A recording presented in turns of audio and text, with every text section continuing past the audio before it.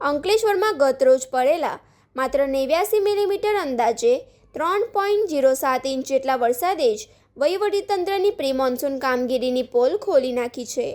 અંકલેશ્વરથી હાસોટને જોડતો મુખ્ય હાઈવે બંધ થતાં જ હજારો વાહન ચાલકો મુશ્કેલીમાં મુકાયા છે. મેઘરાજાની ધમાકેદાર એન્ટ્રી સાથે જ સ્થાનિક આંબલાખાડી ઓવરફ્લો થઈ ગઈ હતી, પરંતુ વાહન ચાલકોની મુશ્કેલી ત્યારે બેવડાઈ જ્યારે નવા આંબલાખાડી બ્રિજના કામ માટે જૂનો બ્રિજને તોડીને બનાવવામાં આવેલો કામચલાઉ વૈકલ્પિક રસ્તો પાણીના પ્રવાહમાં ધોવાઈ ગયો.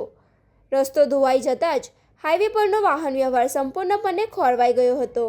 સ્થિતિને કાબૂમાં લેવા માટે વહીવટીતંત્ર દ્વારા કડકિયા કોલેજ પાસે આવેલા સાંકડા અને કામચલાઉ બ્રિજ તરફ નાના વાહનોને ડાયવર્ટ કરાયા હતા. હાલ આ સાંકડા બ્રિજ પરથી માત્ર ટુ વ્હીલર અને કાર જેવા વાહનોને પસાર થવાની મંજૂરી અપાઈ છે. ભારે વાહનો, સરકારી એસટી બસો અને મોટા ગજના ભારીદારી વાહનો માટે આ રસ્તો સંપૂર્ણપણે બંધ છે. મોટા વાહનોએ હવે હાસોટ જવા માટે ગ્રામ્ય વિસ્તારમાંથી 10થી 15 કિલોમીટર લાંબો ફેરો ખાવાની નોબત આવી છે.